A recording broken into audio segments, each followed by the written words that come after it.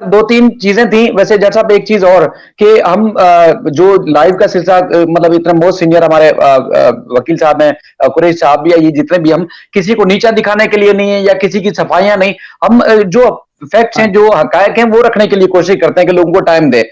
जिस दिन हियरिंग नहीं होती, केस की समाप्त नहीं होती, तब भी हम लोगों को फैक्ट्स बताने की कोशिश करते हैं कि लोग जान सके, पहचान सके, समझ सके। कुरैश साहब, सर एक सवाल है आपसे। सर जो ट्रायल कोर्ट ने दो मुल्जमान को बेल दी, उसमें 6 मुल्जमान के उन्होंने एनबीडब्ल्यू भी जारी किए हुए हैं, नाकाबिल जमानत वारंट गिरफ्तारी, उसमें नूर बीबी और दीगर के।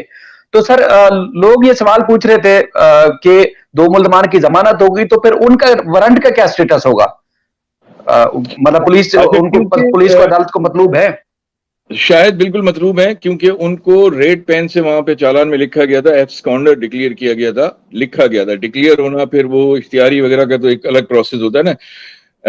इसमें एनबीडब्ल्यू इशू किए गए हैं, नॉन अवेलेबल वारंट्स इशू किए गए हैं टू मेक श्योर कि आइंदा डेट पे ये पेश हों। अगर नहीं पेश होते तो फिर इनके लिए फिर वो प्रोसेस शुरू होगा इख्तियारी का, और ये सारी चीजें शुरू होंगी, और फिर 187 और 188 की कार्रवाई भी होगी। अहमद को पता है कि उसमें फिर प्रॉपर्टीज कन्फिस्केशन की भी का प्रोसीजर है, वो भी स्टार्ट होता है।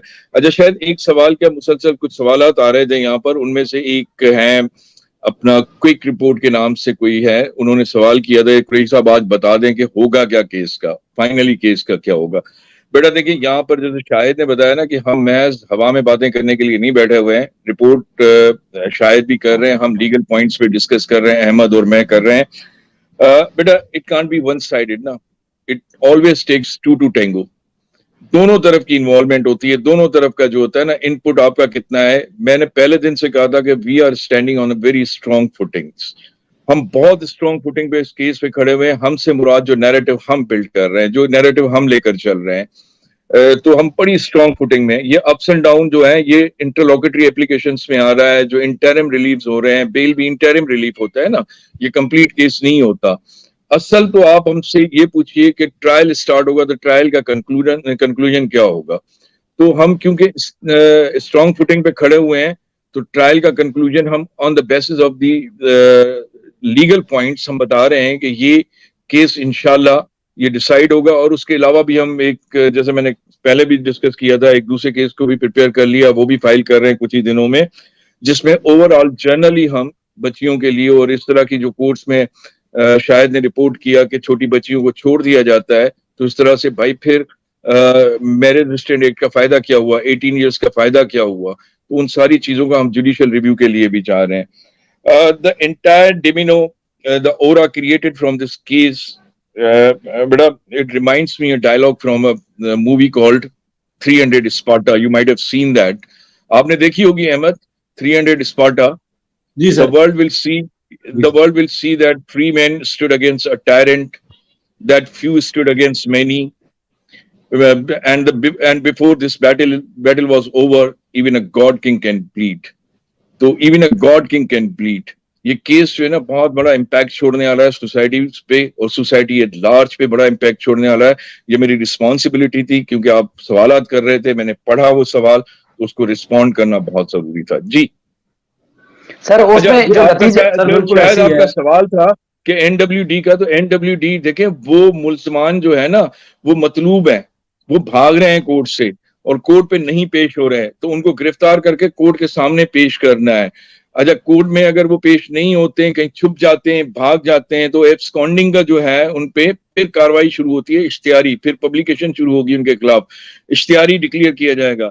और एक मरतबा अगर इश्तिहारी डिक्लेयर कर दिया जाता है तो फिर 187 188 की कार्रवाई होती है कि भाई उनकी प्रॉपर्टीज को कलेक्ट किया जाए, प्रॉपर्टीज जहां जाए उनको ढूंढा जाए, और ढूंढ कर फिर उनको कन्फिस्केट किया जाए, कन्फिस्केट करके कोर्ट में उनको जमा करवाया जाए उन प्रॉपर्टीज को। जी सर, अगर वो खुद सरेंडर कर लेती है नूर बीबी, यहाँ एडीजे के पास या डीजे के पास आके बेल ले लेती हैं, तो फिर तो पुलिस उनको गिरफ्तार नहीं करेगी ना, वो खुद सरेंडर करेंगी, उनके बेल के ऊपर आर्गुमेंट होंगे, फिर वो अदालत जो भी समझेगी फैसला करेगी, ये भी तो मुमकिन है सर। जी बिल्कुल, जी बिल्कुल, लेकिन वो बेल उसकी भी उसी तरह से चलेगी, वो सरेंडर करते हैं तो ये प्रियरेस्ट बेल कहलाएगी। और एब्सकॉन्डिंग के बहुत सारे केसेस हुए हैं, उसके बाद उन्होंने अगर सरेंडर किया है, सरेंडर करने के बाद बेल करवाई है, बेल हो भी गई है, और बेल फिर उनकी उन रोल के हिसाब से डिसाइड होगी कि उनका रोल कितना रहा है, उनकी इन्वॉल्वमेंट कितनी रही है, उस हिसाब से उनकी बेल असेस होगी। अगेन टेंटेटिव असेसमेंट होगी उनकी भी, लेकिन आए तो सही ना, कम से कम अपने आप को सरेंडर तो करें। अभी तक तो सरेंडर ही नहीं किया है, टॉक शोज कर रहे हैं या फिर वो जैसे कह लें कि अपना प्रेस कॉन्फ्रेंसेस उन्होंने की खुलेआम, लेकिन यहाँ कोर्ट के सामने आते वो घबरा रहे हैं। उनका नाम है, वो आकर करे यहाँ पर पेश अपने आप को। अच्छा सर, एक पॉइंट कुरैशी साहब, एक पॉइंट आपसे और सर, जो आप कह रहे थे, जो सवाल भी था जो पहले एक आप जिसका बता जी रहे जी थे जी कि जी मतलब जी इस जी केस का बिलाकर होगा क्या, तो मतलब जैसे अगर 364 है, 375 या ये सेक्शन ऐड होती हैं निकलती हैं इससे हटके भी, बुनियादी तौर पर जो ट्रायल मुकम्मल होगा, तो उस ट्रायल मुकम्मल होने में क्या हो सकता है, यानी कि क्या ये मुल्जमान को जो सन चाइल्ड रिस्ट्रेन मैरिज एक्ट है सिर्फ ये रहता भी है, तो क्या मुल्जमान को उस कानून के तहत अगर जुर्म साबित होता है तो सजा होगी, तो बच्ची उस वक्त कहां जाएगी, वो उसका एंडिंग पॉइंट क्या हो सकता है, वो शायद ये भी अच्छा, पूछना चाह रहे थे। शायद पहले तो हम नेगेटिव एस्पेक्ट को सोचे ही नहीं ना कि इनमें से कौन से क्लॉजेस निकलते हैं, जी सेक्शन जी जी। निकलते हैं या नहीं निकलते हैं। ये ट्रायल कोर्ट ने कॉग्निजेंस लिया और ट्रायल कोर्ट का ये राइट बनता है कि वो कॉग्निजेंस, और एपलेट कोर्ट का ये राइट नहीं बनता है कि उसके लिए वो कॉग्निजेंस में इंटरफेयर करे, अननेसेसरली इंटरफेरेंस करे। भाई पार्टी तो एग्रीड होकर जाएगी एपलेट कोर्ट में, लेकिन एपलेट कोर्ट अननेसेसरी, दुनिया में ये रिकग्नाइज प्रिंसिपल है कि जब तक एक्स्ट्रा ऑर्डिनरी सर्कमस्टेंसेस ना हो, एक्स्ट्रा ऑर्डिनरी सिचुएशन ना हो, तब तक आप इंटरफेरेंस, ट्रायल कोर्ट जो ओरिजिनल कोर्ट होती है उसके पावर्स बड़े वाइड रेंज पावर होते हैं, तो उसमें आप इंटरफेरेंस ना करें। लेकिन अगर खुदा न खास्ता इंटरफेरेंस करती भी है कोर्ट, तो उनको नहीं करना चाहिए कि ये सेक्शंस निकाले जाए।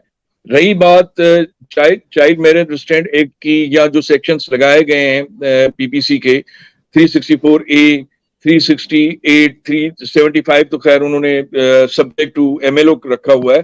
एमएलओ की भी 20 तारीख को होगी कि वो उसमें इंटरफेयर करती है कोर्ट या नहीं करती है।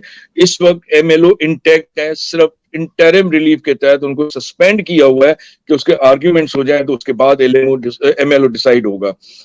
तो शायद इसका जो हमारा इन सेक्शंस की मौजूदगी में, जो सेक्शंस मौजूद हैं इस वक्त इन फील्ड है, तो यहां पर ये चीजें, बहुत सारी चीजें वाजे नहीं हो, सिर्फ वाजे ही नहीं बल्कि उनका इंटेंशन भी वाजे हो चुका है कि पहले किस तरह से झूठ की बुनियाद पे वो एक नैरेटिव बनाया गया था, उसके बाद ये सीडीआर के जरिए जो बाबर सलीम ने सीडीआर दी थी, उसके बाद फिर उस पर काम हुआ, और उसके बाद दूसरी चीजें जो सामने आई कि सिर्फ एक सूबा या दो सूबा इन्वॉल्व नहीं थे, 3 सूबे इन्वॉल्व थे। अहमद की रिसर्च और काविशों को सराहना चाहिए कि किस तरह से उन्होंने गाड़ी के हवाले से बताया कि गाड़ी जो यूज की गई है वो नंबर प्लेट उसका टेम्पर्ड था, नंबर प्लेट उसका झूठा था, तो उस पे तो एक अलग केस बनता है, जो हम बार बार कह रहे हैं कि उस पे भी एक्शन लेना चाहिए, उस केस को भी रजिस्टर करवाना चाहिए।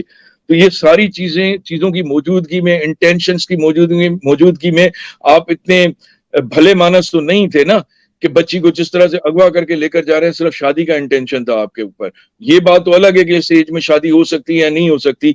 जो हमारा कंटेंशन है, इस एज में शादी नहीं हो सकती, ना पंजाब में हो सकती है ना सिंध में हो सकती है, जो उनके कवानीन है। लेकिन उसके बावजूद भी आप जिस इंटेंशन से लेकर के, वो इंटेंशन वाजे ये हो चुका है, आगे चल के भी ट्रायल कोर्ट में होगा कि आपका कोई मैल इंटेंशन था, मैलाफाइड इंटेंशंस थे, कोई बोनाफाइड इंटेंशंस नहीं थे, नेक नियति की बुनियाद पे नहीं थे, बल्कि बदनियति की बुनियाद पे थे। वो बदनियति क्या थी, वो वाजे होगी ट्रायल कोर्ट में।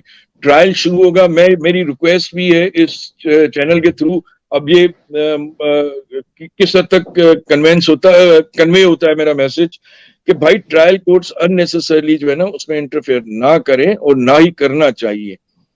ये ट्रायल कोर्ट का मसला है, ट्रायल कोर्ट को डिसाइड करने दे। हाँ, trial court once the completely matter is decided, फिर एग्री पार्टी को राइट है कि वो जाए। लेकिन राइट तो अभी भी है, इंटरिम रिलीफ में भी है कि वो जा सकते हैं, एपलेट अपना वो एंजॉय कर सकते हैं। अब वो कोर्ट पे के कोर्ट क्या डिसाइड करती है, क्योंकि कोर्ट के बारे में बहुत सारे सवाल उठाए जा रहे हैं ना, तो इस वजह से मैं ये कह रहा था। जी।